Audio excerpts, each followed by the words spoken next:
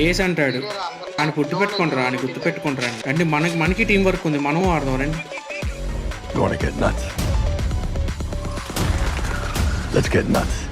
Okay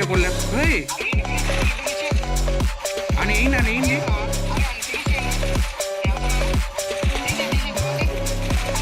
okay వెనకమాల చూడండి, వెనకమాల చూసుకో కంగారు పడుతుంది. అలా లోపల